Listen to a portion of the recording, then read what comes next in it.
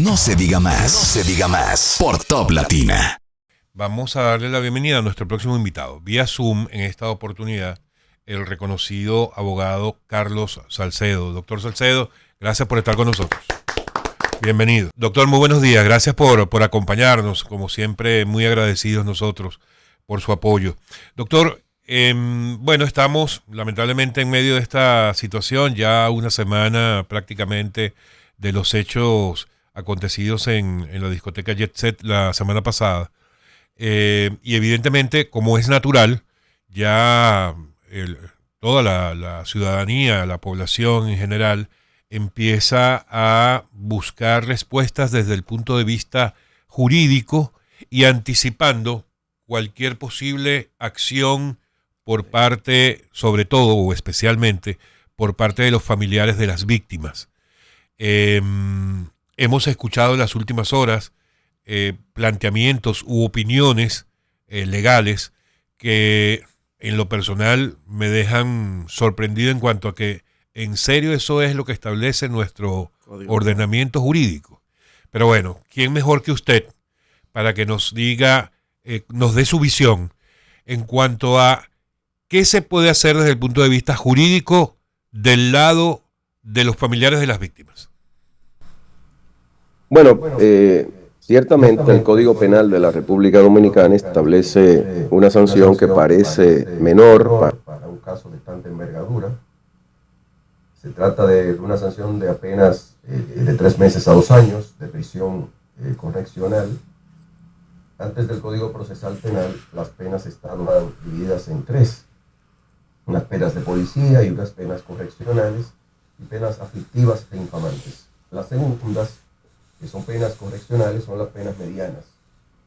Y ahí hay multas, pero las multas son incluso multas irrisorias de hasta 25 pesos. O sea, eso no se ha actualizado. Por eso la importancia de que haya un nuevo Código Penal, incluso prevea la indexación de los valores que están dados en multas en el Código Penal actual. Ese artículo 319, que es el que establece el que por torpeza, imprudencia, inadvertencia, negligencia, inobservancia de los reglamentos, o sea, causa involuntaria de un homicidio involuntario, entonces será sancionado con penas de hasta 2 años de prisión correccional. En este caso, evidentemente que hay una negligencia atroz, una negligencia desmedida y una inobservancia de reglamentos claramente.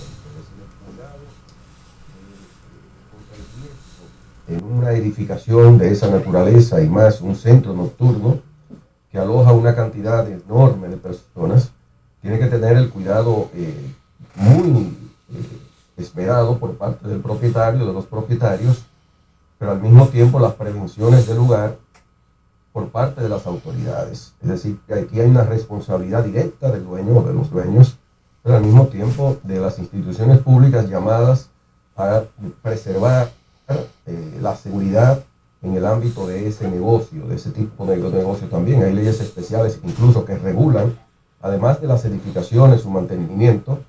Hay leyes especiales que regulan incluso el nivel de decibeles, el sonido de un centro nocturno de esa naturaleza, y lógicamente eso tiene consecuencias, la violación que ha habido aquí claramente por parte de los propietarios y al mismo tiempo la falta de vigilancia por parte de las autoridades. En adición a lo que establece el Código Penal, establece también el Código Civil. Todo aquel por cuya culpa se causa un daño es responsable de los daños civiles que como consecuencia de ellos se hayan producido. Estos daños civiles, pues lógicamente permiten que concomitantemente con la acción penal que sea, en este caso, impulsada por parte de los propietarios, de las víctimas, tanto de los deudos como de las víctimas directamente, en el caso de los lesionados, puedan accionar por la vía civil contra estas personas propietarias de ese local, de ese negocio. ¿Y cuáles son esas implicaciones civiles, doctor?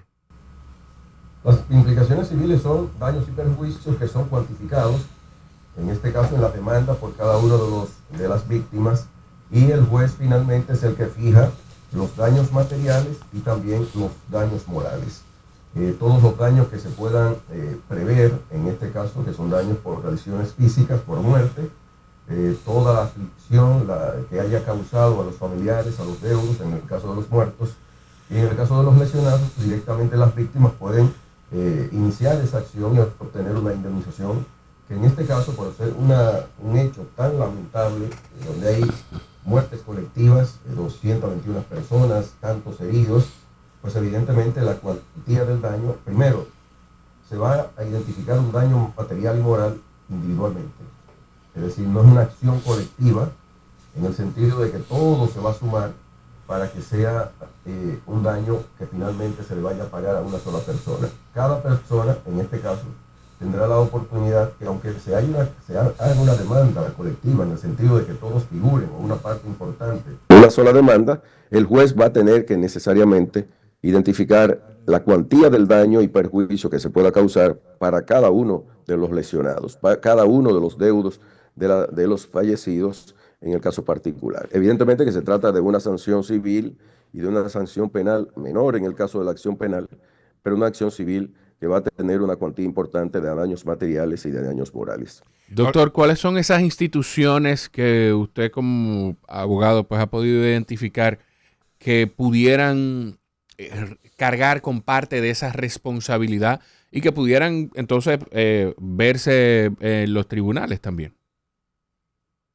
Básicamente tenemos el ayuntamiento, que lógicamente tiene un deber de mantenimiento, de vigilancia, de preservación de la seguridad de cada uno de esos locales, y al mismo tiempo la ley especial que establece también el nivel de decibeles de cada una de estas instituciones.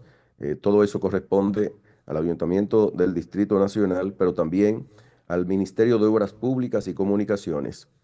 Hay una dependencia que se creó hace ya un tiempo, en la década pasada, en la década antepasada, que es una dirección nacional que debe preservar todo lo que es la seguridad frente a sismos, y también para la vulnerabilidad en la República Dominicana.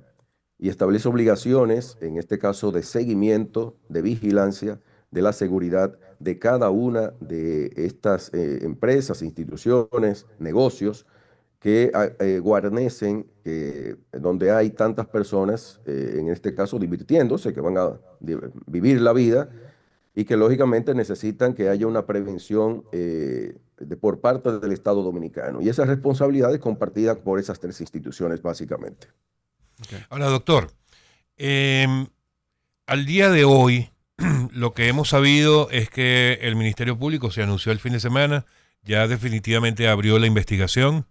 Por otra parte, hubo un anuncio de parte de la Presidencia de la República que, si bien en el mensaje deslindaba o separaba lo que era la acción del Ministerio Público, sí decía que conformaría una comisión de expertos nacionales e internacionales coordinado por la ONESVIE para conocer las causas de los hechos. En el aspecto civil entiendo que no forma parte del ministerio, no interviene el Ministerio Público. O sea, son como tres instancias distintas desde el punto de vista jurídico. Todo esto, cualquiera de las tres vías pudiera llegar a una consecuencia para los presuntos responsables o potenciales responsables, o bastaría con que se lleve por el aspecto civil, viéndose que por el penal pareciera que no ni siquiera vale la pena. Bueno, en este caso el Ministerio Público va a acompañar a las víctimas, a los deudos de cada uno de los fallecidos en la acción civil que de manera accesoria a la penal van a iniciar cada una de estas personas. Aquí la acción penal evidentemente que reposa en manos de las víctimas. El Ministerio Público va a acompañar a las víctimas porque se trata de una acción directamente realizada por cada una de las víctimas. El Ministerio Público es un acompañante en este caso de una acción que depende de cada una de las víctimas y de cada uno de los lesionados. Y la acción civil incluso se puede llevar de manera separada ante el Tribunal Civil, donde no participa tampoco el Ministerio Público. Es decir, es una acción de naturaleza correccional en la que el Ministerio Público acompaña en la investigación preliminar y luego cuando se abre una investigación formal, la investigación preliminar, como ustedes saben, forma parte de una fase preparatoria, que es la fase total de investigación, pero que tiene dos fases. Una fase preliminar, que son la recolección de cada uno de los elementos básicos que dan cuenta de un hecho de naturaleza penal, de una naturaleza relevante penal. Y en este caso, una vez identificados esos elementos, se inicia con una medida de coerción, y esa medida de coerción, a partir de ella, desde que se dicte, entonces comienza una investigación formal. Y luego se da un tiempo de 6 meses o de 8 meses, según sea la naturaleza de la prisión preventiva, en el caso de que la dicten, o de otra medida de coerción. Entonces, durante ese tiempo ya formalmente se reúnen todas las pruebas y demás, y a partir de la acusación, entonces, pues evidentemente comienza ya toda la fase preliminar, audiencia preliminar y luego la audiencia de fondo, para conocer de la responsabilidad penal y civil que accesoriamente se pueda llevar a la acción penal. Pero la acción civil, también las víctimas pueden elegir el campo del tribunal civil, de la jurisdicción civil, para llevarla de manera separada. No es conveniente, generalmente los abogados elegimos la vía concurrentemente penal, para que también la sanción provenga del mismo tribunal y no pueda haber, en este caso, disparidad de sentencias, y un solo tribunal finalmente dicte una sola sentencia, donde Ahora, estén doctor, recogidos los penales y los aspectos civiles. dados los antecedentes en el caso de República Dominicana, los antecedentes que ha podido haber, ¿podría haber expectativas positivas en cuanto a si efectivamente se va a llevar a un caso, o sea, vamos a tener consecuencias reales, al menos en la parte civil? O sea, tenemos que decir que son más de 400 personas que pudieran estar llevando adelante acciones legales, porque estamos hablando de 225 fallecidos hasta ahora, más 180 y tantos heridos que también tendrían derecho a ejercer una acción legal. Son más de 400. Hemos visto cómo en los últimos tiempos hablar de un expediente como los de corrupción, que solamente por la cantidad de imputados ha sido complicadísimo llevarlos adelante. En un caso como este, ¿hay antecedentes que nos permita tener expectativas en cuanto a si este proceso va a llegar a una consecuencia definitiva? Mira, esa pregunta, Alex, es fundamental, porque cuando hay multiplicidad de víctimas, el caso puede incluso declararse complejo. Esa es la primera cuestión y la primera consecuencia. Los artículos 369 y siguientes del Código Procesal Civil Penal de la República Dominicana establecen claramente cuáles son los elementos que permiten la declaratoria de complejidad del caso. Y este caso califica cuando hay una multiplicidad de víctimas, también cuando hay una multiplicidad de victimarios, etcétera, pero en este caso claramente hay más de 400 víctimas por diversas razones y de naturaleza incluso concurrente, pero diferente también en algunos aspectos, porque no es lo mismo un lesionado, ¿verdad?, que una persona fallecida. Es decir, los daños materiales ocasionados como consecuencia de una muerte no son exactamente los mismos que cuando se trata de una víctima que tiene una lesión mayor o menor, y también incluso en el caso de los lesionados hay diferencia. Por lo tanto, cuando hay una cantidad tan grande de víctimas, permite el Código Procesal Penal que se declare la complejidad, y eso aumenta los plazos. Primero, la duración del proceso. De 3 años, que sería ordinariamente, se aumenta a 4 años. Y por lo tanto, Alex, esa preocupación queda resuelta en principio cuando se aumenta un año más. También la investigación, se aumenta el tiempo de la investigación, el tiempo para cada uno de los recursos, el tiempo para el dictado de la sentencia también se incrementa. Por lo tanto, en mi experiencia, hemos vivido casos de multiplicidad de víctimas, también de lesionados, y no jamás con la magnitud de este caso. Casos hemos tenido de 10, 12, 15, recuerdo quizá de personas perseguidas, imputados, acusados, de 30, 40, 50 personas, pero en este caso desbordó todos los límites conocidos en la República Dominicana. No conozco un caso en la historia dominicana, en toda la historia de la jurisprudencia dominicana, no conozco uno con tantas víctimas.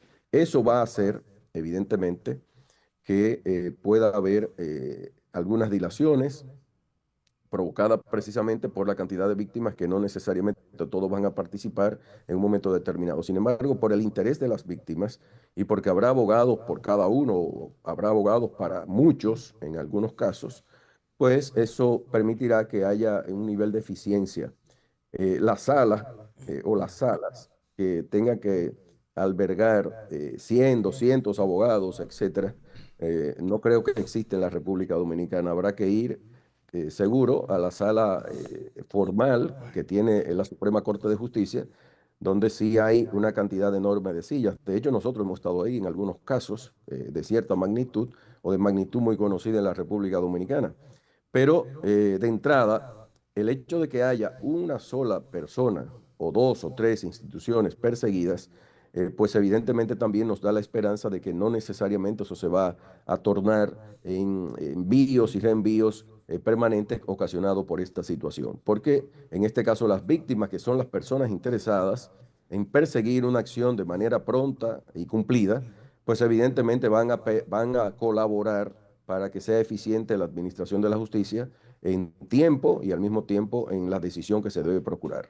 Porque en Ahora, casos como estos, doctor, se corre el peligro de casos tan sonoros como el de Odebrecht, por mencionar uno, donde si faltaba uno de los imputados, pues había que posponer. Y otra preguntita además, ¿cuál es la mayor diferencia, además de la cantidad de personas, evidentemente, pero la mayor diferencia para un abogado en llevar una demanda colectiva a cuando es solamente una persona acusadora? Mira, tú recuerdas, sí, el caso de Odebrecht, fue un caso bastante conocido, fuimos parte de ese proceso también, y evidentemente que había muchos imputados. Y lógicamente una persona que se enferme, que eso es natural, ocurre, somos seres humanos, pues evidentemente eso ocasionaba un envío. No fueron tantos por esa causa, muy pocos, recuerdo, pero en este caso solamente es, hasta ahora conocido por mí, un solo imputado. Podría haber, como yo dije antes, una vinculación institucional, tanto el ayuntamiento, obras públicas y las otras instituciones que mencioné, que pueden ser parte del proceso, que van a intervenir necesariamente, los abogados decidirán si lo harán o no, pero tengo la seguridad de que lo harán. Pues evidentemente que todo esto va a permitir, en el caso de que haya tan pocos imputados, uno y las instituciones, va a permitir que haya una agilidad y prontitud en el conocimiento y fallo de esta decisión. Lógicamente, cuando hay tantas víctimas, no siempre todos los abogados están dispuestos en la fecha que pongan para una audiencia, porque a veces tienen audiencias que están corriendo ya para el fondo y necesitan su presencia, y muchas veces entonces por esa causa se puede enviar. Ante tantas víctimas, uno no puede de ninguna manera dejar de decir ni negar que no puede haber envíos ocasionados precisamente por la indisponibilidad en un momento determinado de tantos abogados, de tantos abogados. Ojalá que se pongan de acuerdo las víctimas y los deudos para que haya la menor cantidad de abogados posible y que haya uno, dos, tres abogados que puedan representar a una multiplicidad, a una cantidad importante de víctimas y de Doc- deudos también representando a las personas fallecidas. Doctor, si usted fuera el abogado, vamos a un escenario hipotético. Si usted fuera el abogado de cualquiera de los familiares de algún fallecido o abogado de alguno de los heridos, hasta este momento, ¿habría algo que le preocuparía a usted en cuanto a, qué sé yo, custodia del lugar, declaraciones que haya habido? O sea, ¿hay algunos elementos que le preocuparían a usted como abogado? Mira, honestamente, yo creo que las lesiones producidas, la obviedad del daño causado como consecuencia de una negligencia o inobservancia de los reglamentos, están dadas las condiciones. Quizá a mí me preocuparía el hecho de que las instituciones involucradas y que pudieran compartir niveles de responsabilidad no tengan adecuadamente el nivel de información que durante el tiempo se fue reuniendo como consecuencia del incumplimiento por parte de las autoridades del nivel de seguimiento y de seguridad que debían, en este caso, observar en ese centro nocturno. ¿Qué quiero decir con eso? Si, por ejemplo, hubo una solicitud o no de permiso para poder hacer una remodelación o poner unos aires acondicionados en el sobretecho, en el techo de ese lugar, eso requiere autorizaciones, requiere un nivel de cercanía de las instituciones para poder vigilar, fiscalizar, monitorear que finalmente se cumplan los reglamentos y que esa edificación tenía la capacidad para poder sostener todo eso. Eso, dicho de esa manera, podría decir, bueno, pero si no se encuentra ninguna información porque no se haya tramitado, eso lo que va a hacer es que fácilmente se va a poder identificar la inobservancia del reglamento por parte del propietario. O se va a poder claramente ver la negligencia, en este caso de la institución, que aun cuando no haya una solicitud para hacer esa modificación o poner esos aires en el techo, etcétera, todas las modificaciones que sabemos que se hicieron ahí, finos, que se pusieron en ese lugar ante las filtraciones, entre comillas, que había, todo eso, si no hay ninguna solicitud, evidentemente que hay una doble falta, primero por parte del propietario, pero al mismo tiempo por parte de la institución llamada a fiscalizar ese tipo de actividad y que la edificación fuera segura ante esos eventos, que pudiera preverse esa situación. Entonces, claramente la institución, ayuntamiento, obras públicas, etcétera, no cumplieron con el rol de seguimiento, de vigilancia, de fiscalización, aún en ausencia, en este caso, de solicitud. Por lo tanto, quizás eso que parece una cuestión que me puede preocupar, finalmente lo que va es a develar exactamente el nivel de inobservancia de reglamentos o la negligencia que en este caso haya observado el propietario y las mismas instituciones públicas llamadas a preservar la seguridad del lugar. Ahora, doctor, en el caso, porque todo se ha tornado en la defensa de las víctimas, en el caso de la defensa del posible imputado, ya sea físico o moral, ¿cuáles serían las estrategias que pudieran llevar desde la defensa del caso Jet Set? Mira, a mí me ha tocado casos, diríamos, similares, no quizás con la cantidad, no quizás, no, sin el quizás, no con la cantidad de víctimas, pero sí con cantidad de víctimas importante. Yo soy abogado todavía incluso de un caso donde hubo 12 muertos en Santiago, que es una de conocimiento público, donde estalló una estación de combustible y murieron 12 personas. Wow. 12 personas. Aquella vez fue bastante notorio en el país ese hecho y evidentemente que en este caso yo soy defensa y establecí una estrategia que en gran medida dio resultado. Hubo una condena suspendida, de pena suspendida, que incluso estamos todavía litigando en la Suprema Corte de Justicia. Y evidentemente cada abogado tiene una estrategia muy particular. En un caso tan lamentable como ese, él tiene derecho a la defensa. Quizá la Claro. estrategia mayor sería que si una persona como el propietario, conocido en la República Dominicana de ese lugar, no ha tenido antecedentes penales, pues evidentemente pudiera calificar para una prisión suspendida, pudiera calificar. Y evidentemente que queda sancionado, queda entre sus antecedentes, pero finalmente podría no acudir a la cárcel. Puede ser sancionado por un tribunal, en este caso, sin necesidad de que haya que enviarlo a la cárcel. Esa primero sería una estrategia, pero puede también acudirse a una solución alternativa que permita mitigar los riesgos de un juicio penal, oral, público, contradictorio, con todo lo que la gente conoce de un juicio. Y entonces podría acudirse a un reconocimiento y podría ser un consejo de un abogado como uno para el propietario de aceptar los hechos, reconocer su negligencia, reconocer su inobservancia para procurar sanciones menores. En lugar de 2 años, negociar 6 meses, incluso suspendidos, negociar 3 meses y una sanción civil que sea, diríamos, más prudente, lo más prudente posible, teniendo en cuenta que el legislador dominicano estableció sanciones de apenas 2 años de prisión correccional, con lo cual dice que en caso de homicidio involuntario, recuerden eso, homicidio Homicidio involuntario, es involuntario. decir, no fue que la persona tenía la intención, el dolo, ¿verdad? El animus necandi, se conoce eso, el ánimo de matar.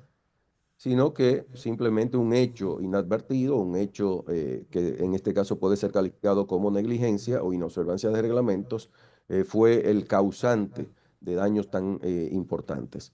Es decir, dentro de ese marco se puede manejar una defensa estratégica que pudiera procurar mitigar, disminuir en gran medida las sanciones de naturaleza penal y civil que se pudieran dar en este caso. Ahora, un posible reconocimiento en el aspecto que le beneficiaría en el aspecto penal no lo perjudicaría en el aspecto civil. No, al contrario, también esa alternativa que da el Código Procesal Penal, que es un acuerdo pleno o un acuerdo parcial, pues evidentemente que estratégicamente el abogado lo que está diciendo, no me quiero enfrentar a un proceso penal como el que la población espera, donde haya una sanción ejemplar. Y esta sanción no es ejemplar en el sentido de que no hay una sanción de 10, 20 años de prisión. Por el principio de legalidad no se puede sancionar más de 2 años de prisión en este caso, pero esa prisión puede ser primero suspendida, puede ser menor si es acordada, y evidentemente si no es acordada, yo no creo que en el país a nadie le quepa en la cabeza que no lo van a sancionar con 2 años de prisión correccional. Y de seguro lo van a enviar a la cárcel, si fuera así.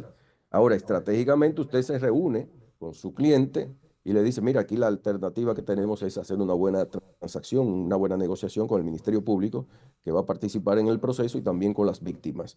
Y ahí mismo la sanción civil se puede de alguna manera regular, se puede ordenar en este caso de una manera que pueda ser mucho menor que lo que la gente prevé. Recuerden lo que dije al inicio, aun cuando sean tantas víctimas, evidentemente que va a ser una cuantía enorme como quiera, con la sumatoria de todos, pero se va a tener que calificar a cada persona, evidentemente para la medición y el establecimiento de la sanción civil o de la indemnización por daños y perjuicios que sea fijada por el tribunal.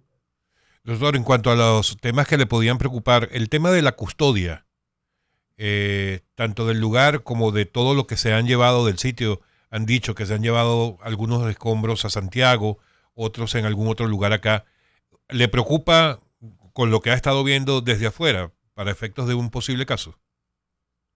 Sí, me parece que la primera medida que debió tomar el Ministerio Público fue la cadena de custodia. Me imagino que el lugar, en este caso, está resguardado en relación con todo esto porque evidentemente los escombros, los restos de esta edificación tienen elementos que van a servir en materia probatoria para de alguna manera eh, servir como elementos materiales para la investigación, que pudiera ser de ayuda muchísimo para la auditoría forense, que en este caso se debe hacer el peritaje que se pueda hacer por parte de las instituciones llamadas a hacerlo.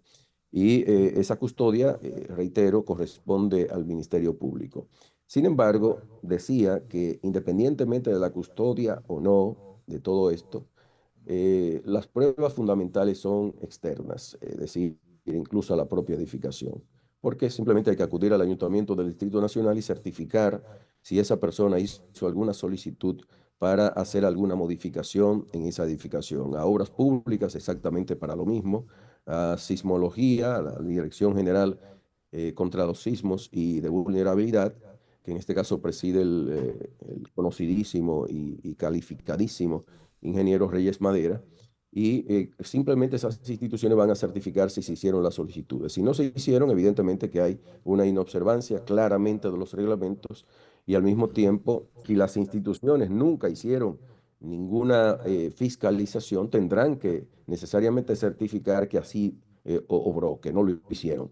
Y reitero que esas son las pruebas fundamentales que son externas para poder calificar los hechos. Las víctimas, los deudos, solamente con la certificación de defunción, con el acta de defunción, podrán probar el daño como consecuencia de eso. Y en el caso de los lesionados, pues evidentemente que el médico legista y todo lo que es el tratamiento que se le haya dado en cada una de las instituciones, pues simplemente se llevará el récord de los daños y lesiones que tienen, materiales, corporales que tienen, y con eso ya se hace un expediente bien fundado.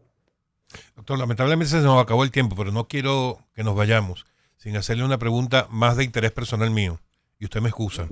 Pero usted y yo aprovecha que cobra. Usted y yo hemos compartido usted y yo hemos compartido en ocasiones casos en los que usted del lado de legal y yo en el lado de comunicación de crisis.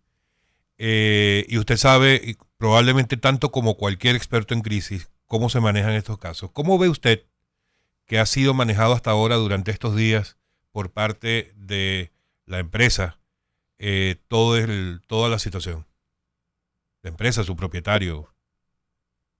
Sí, bueno, el manejo de crisis en este caso particular, estoy seguro que ya habrán contratado quienes le manejen este aspecto. El solo hecho del silencio es una estrategia. Es decir, lo han hecho adecuadamente, entiendo que sí, porque una población aturdida, crispada, deseosa de hacer justicia, pues ante una declaración de la naturaleza que sea, es decir, en el orden que sea por parte del propietario, por parte, en este caso, del victimario, pues en lugar de hacerle bien, le hace mal. Por lo tanto, es una estrategia el silencio. Y en mi experiencia, bueno, tú lo sabes, Alex, tenemos ya 38 años en esto, manejando casos generalmente de mucha envergadura, con muchos lesionados o diríamos con lesiones importantes en el orden patrimonial, en el orden también personal. Pues evidentemente que me parece que es una estrategia correcta. En algún momento tendrá que darse necesariamente alguna disculpa pública, algún reconocimiento público. Cuando una persona muere, a todos los deudos le duele muchísimo en general. Cuando hay personas lesionadas, a la persona lesionada y a su entorno, a las familias relacionados, también le duele muchísimo. Y cuando uno va a dar el pésame, la muerte es inevitable, es insondable, pero inevitable.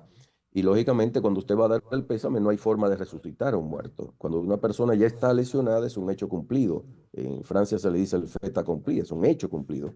Y no se puede hacer nada con esa lesión, simplemente tratarla. Pero cuando la persona que ha cometido el hecho lo reconoce, le da una especie de pésame, reconoce su error, incluso se adelanta al propio juicio que se le va a hacer, pues evidentemente que eso puede ocasionar en algún momento una calma. Pero este no es el momento para ese reconocimiento. A mi juicio, ocurrirá en algún momento, pero hay que esperar que las pasiones naturales, en un caso como este, pues de alguna manera se disminuyan y finalmente las personas puedan estar en mejor condición de aceptar una disculpa pública por parte del propietario. Muy bien. Ya es hora, por cierto, de que compartamos otro cliente, pero que no sea este. Que no sea este. Bueno, un abrazo. Muchas gracias, doctor. Dale, Ha sido... a todos ustedes de mi cariño. Muchas gracias. El Respeto. doctor Carlos Gracias. Salcedo con nosotros, amigos, en No Se Diga Más. No se diga más. No se diga más. Por Top Latina.